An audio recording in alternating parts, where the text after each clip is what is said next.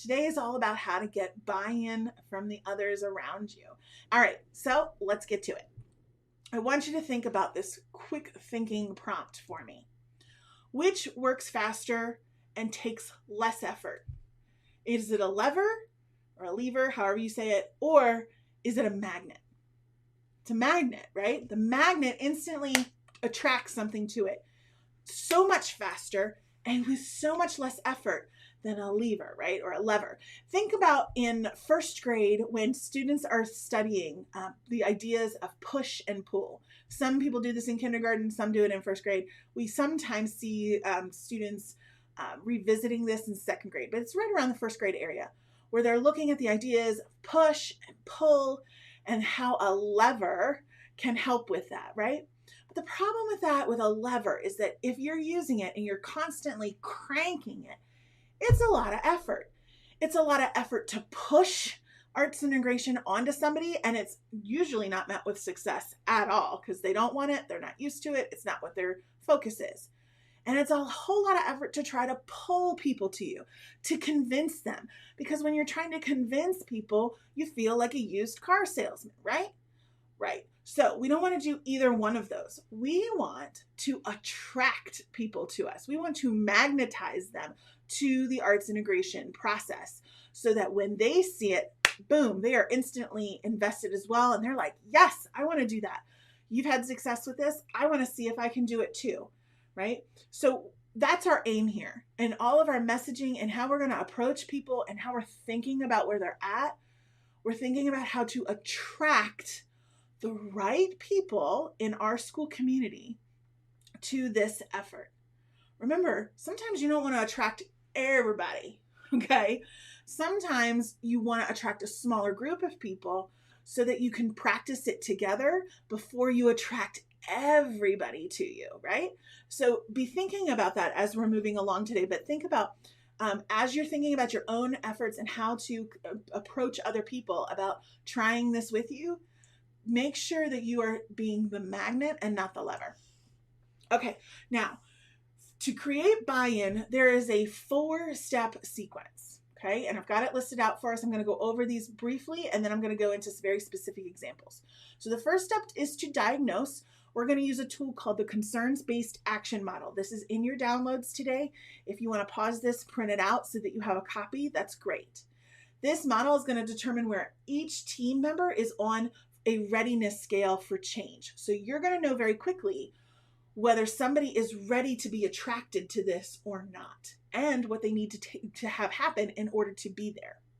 Step 2 is to take the vitals. So understanding the psychological triggers that are used to make decisions. This is human psychology. Understanding these particular ones: reciprocity, commitment and consistency, liking, authority, social proof, and scarcity or urgency. We're going to talk about each of those and how to use them ethically with where people are on their CBAM diagnostic. Then the step 3 is a consent for action. You can't move forward with a prescription without a consent. And so in order to get consent, you have to have 3 pillars for change. People need these 3 things in order to change: a why that they believe in, trust in you in the process, and training so that they know exactly what to do. When they have those 3 things, they will get on board and train with you 95% of the time. We'll talk about the other 5% later. And step 4, once you have all of that done, you're going to prescribe. So this is how we're going to actually make the change. And in order to ask people to make the change, I have a framework for you called the PASTOR framework, which is informed by your diagnosis step and your vitals to address the consent and to build buy-in. So this framework, I'm telling you, it's genius. You're going to go through it and you're like, oh, wow. We're going to practice this as part of your take action template today. All right, so let's go into these. The first one is using the concerns-based action model. So this is called CBAM for short. And in general, what this is an understanding of where people are on a scale of readiness for change. So when a change is approaching or is available to people, they fall into one of 3 buckets: a self-focus, a task focus, or an impact focus. For a self-focus, there are 3 stages. They become aware of what the change is. So they may or may not be aware or know about arts integration, and they may or may not be ready to effectively use that independently. The aware stage is just kind of bringing the idea of what the change is into their orbit.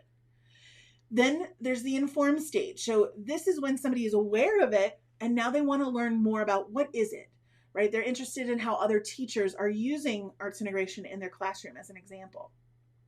And then from there, there's the personal connection. So now I am aware of what it is. I know others who have used it. I'm informed about it. Now I'm thinking about myself. I'm worried about, I'm not a good artist. Can I do this? I'm worried about my own skill level. I'm concerned about looking foolish in front of my students or my colleagues. So this stage, I know it and I'm okay with it, except how does it apply to me, right? Once you get past those 3 stages, then you're into the task focus. So now you know what it is. You are informed with some really good, research and information, and you've kind of gotten past this barrier of feeling foolish because you've tried a couple of strategies and they've worked. Now you're in the manage stage. So this is when you want practical suggestions on how to use arts integration for very specific reasons. And you need help with specific problems like, I don't know, I'm not really good at the cognitive demand piece. Can you show me some examples of that? I really am struggling with putting these standards together. Can you help me with that? Very specific problems within the process. That's at the manage stage. The consequence stage of task focus is when teachers are thinking about how does this impact my classroom? So it's not about me, it's about my classroom and my students. So this is when teachers are researching arts integration strategies and techniques. They're still unsure about how to use this process with their students effectively, and they're looking for tangible examples. So they want to go to a classroom and watch this in action, or they want to see a video of somebody else doing this so that they can then figure out, okay, how do I do that in my classroom successfully? Once you've got all that done, then we have impact focus. So this is where you are really comfortable with the arts integration approach and you're looking for 2 things. One is to collaborate with others, which is sharing lessons, getting support and feedback, kind of having that really fulfilling feedback journey. Or to refocus, which is looking for ways to improve their practice and get even better, or to serve on an arts integration committee, or think about new ways to use arts integration in the school. So this is your readiness for change with arts integration. Think for a second about the people in your building and who you'd love to have work with you on arts integration. What stage are they in this CBAM model? Just kind of write that down. Jot that down for yourself. That's important information to know. Because if they are in the informed stage, you can't get them to come all the way over to collaborate with you. You have to know, much like the other continuum, you have to know where they are so that you know what their next step needs to be. All right. So now we've got through that. Then we get to go take the vitals. So these are the psychological triggers that are used to make decisions. This is what all people use in order to validate their any kind of decision that they have to make, or in order to help them make that decision. So the idea of reciprocity. If you do something good for me, I want to return that favor. It's a natural human instinct, right? So if you share arts integration lessons with me, I want to at least be willing to say thank you and maybe come and sit in your classroom and watch you do it, right? To thank you for that offer. Commitment, consistency, being able to showcase that this is something that happens on a regular basis. It's not a flash in the pan. It's not something that's leaving tomorrow. This is just how I teach. This is how I love to teach. This is results driven for me. I love this. When people know that it's not just another thing, but it's actually something that's going to stick around, they're willing to invest their time in it. How many other people are liking what you're doing? The perfect example of this is how many of your students are engaged in your lessons when you use arts integration. If the majority of them are, I guarantee you they are going out to their friends saying, oh my gosh, this is what we did in class today, and I loved this and I loved that, and this was so great. And those students that they're talking to are going back to their other classroom teachers saying, why can't we do that? That's an example of liking. Authority. if you have a research base behind something, people respond to facts. They respond to authority, right? I use this at the very beginning of our workshop. I shared with you that I have written for Edutopia and ASCD and Scholastic. And when I start saying those things, it's not because I'm, super prideful about them. It's because it builds authority in your mind for you to understand, know, like, and trust me. Right? So when you share the results of what's happening in your classroom, as well as research from other classrooms and others who have done this work, there's 40 years worth of research, by the way, that proves this, you're providing some authority. Social proof. So again, when you're having something work in your classroom, share it. Share it everywhere. Post it on social media. Put pictures in the hallway. Have your students do a showcase. Because the more you do that, the more other teachers are going to see this is something that is a positive benefit that I could also participate in. And then scarcity or urgency. This is when we're encouraging people to take an action in a period of time, because if they don't, something negative might happen or they might miss out. So that's typically what happens. So if we want to encourage people to join us for an arts integration gallery night, please join us by this date, because if they don't, they might be the only teacher in the building that doesn't attend. And nobody wants to be that. So these are some psychological triggers that when we're working with people, we take into account. Now, could we manipulate people by using each of these? Sure. We don't want to do that, and that's not what we're trying to do. It's important to understand the difference here. It's important to know what these triggers are, and then to use them ethically in order to encourage people or attract people to us in the right way. So I'm going to show you an example of how to do that with our PASTOR framework in just a minute. Step 3, and I kind of talked about this earlier. I'm not going to go into a lot of detail here because this is covered a lot in our certification program. And if that's something that you're interested in, we'll be attacking this in Sprint 4. So we go into a lot of depth there. But it's important to know that you still need to attack these 3 things with your buy-in approach. You need to have a why that people can believe in. And sometimes your why is not their why. So this is where going back to the CBAM model and knowing, okay, where are they in this process? And what would their why be in order to get them to move one step further, right? Also, having people trust in you and the process. And I will also say, even if they don't trust you yet, if they respect you and trust the process, that can also still cultivate a really wonderful relationship and buy-in. And then training so that they know what to do. It's not enough to trust you and to believe in it. You have to empower people to use it. So much like you're here for this training, we want to train our colleagues so that they feel comfortable. And there's so many ways to do that, right? There's workshops, there's conferences, there's master classes, there's certifications, there's courses, there's just so many options, right? But the point here is that they have training and they've been empowered to be able to do this in their classrooms. Okay, so the 4th step here is called the PASTOR framework. And so this is how we're going to use those psychological triggers ethically to make a request or to ask for people to be a part of the process.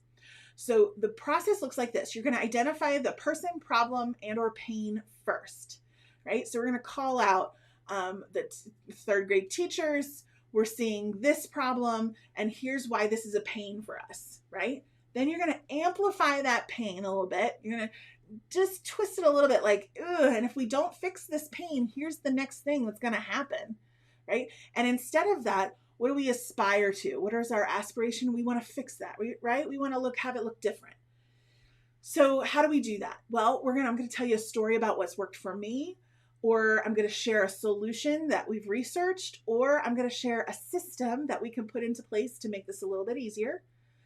Then I'm going to tell you what transformation could look like and share a testimonial or something from another person or organization that has seen success with it to offer you some proof that this is going to work.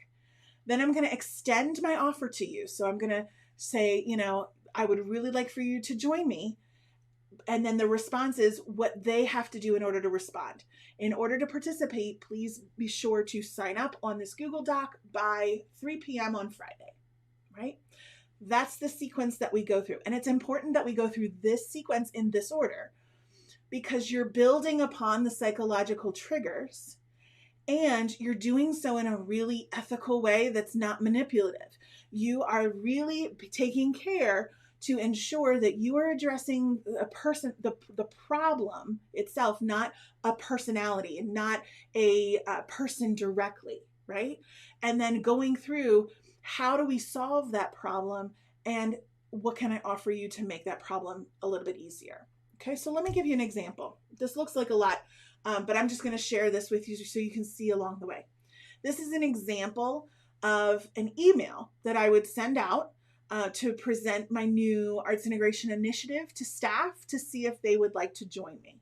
Okay, so it goes like this. Hi there, classroom teachers. As you know, we have been struggling with literacy scores across all age groups since the pandemic. Okay, person, classroom teachers, pain, struggling with literacy scores across all age groups since the pandemic, right? So I'm being very specific here about a problem. And I'm getting straight to the point too. There's no fluff here. After almost a full year, it's clear that if we do not change our strategies and approach, students will continue to struggle to read. So that pain of struggling with literacy, that's going to continue. I'm amplifying that. Since it's been a full year, we've tried this, it's clear, right? That's going to continue. Our school improvement team has researched a variety of methods and has found that arts integration can have a positive effect in this area.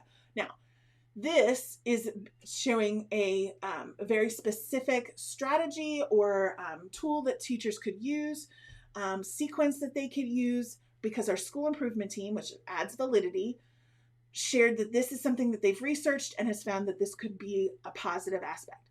If I wanted to, I could have shared a personal story. That can also work. That's up to you. Stories work great. So does evidence-based research. You pick, okay? In fact, here's our testimonial and here is our transformation, all wrapped up in one. In fact, schools who are using arts integration in their literacy blocks are seeing a 10 to 15% increase in student literacy standardized test scores. That comes directly from research, by the way. So that's a really compelling transformation, right? That's very compelling, and it's coming straight from research, so I can believe that. Now here's my offer. We'd like to recommend implementing a pilot arts integration program for this school year. This pilot program would include one teacher per grade. Very specific offer, and here's how they can respond. To indicate your interest in participating, please reply to this email no later than this Friday at 3 p.m. We look forward to working together. This is a very clear, to the point ask for buy-in that uses all of those triggers in a very ethical way to invite people to be a part of your effort. Okay, I have used this more times than I can count, or something that I could adjust slightly, and almost every time I get way more people in the effort than I ever thought possible. Originally, when I used this, I was looking for 2 volunteers, and I ended up with 10 because so many people wanted to be a part of it, and I had to turn people away. So when you're looking for a way to ask someone to create that buy-in, again, we want to magnetize them to us, right? That's our whole goal. So again, if this makes you nervous, if you're like, oh, but I don't want to be like that salesy person, but you still need to get that buy-in, or you struggle with working with your administrator and you're not quite sure how to phrase that conversation. This is something, again, we talk about in Sprint 4. Buy-in requires understanding change efforts, how to work with leadership, and how to build trust over time. And so it's a much longer conversation than what I can share in this particular workshop. We do cover all of this in Sprint 4 of the certification program. And our alumni use this particular framework and these skills to build arts integration and STEAM efforts from scratch or to scale efforts that are already in place. We have had hundreds of alumni use this buy-in technique in order to see success at bringing arts integration into their schools. And also, we've had many of them become consultants, instructional coaches, start award-winning programs that have gotten awards from the Kennedy Center and the CMAs and so many others for how incredible their work is, just by understanding some of how this process of how to work with others and build that buy-in through attracting people to our work. All right, now your take action task today. This is your final one before we get to our action, our 30-day action plan. So I want you to think about, determine what audience or audiences do you want to start building buy-in from? Is it your parent community? Is it other teachers? Is it your administrators?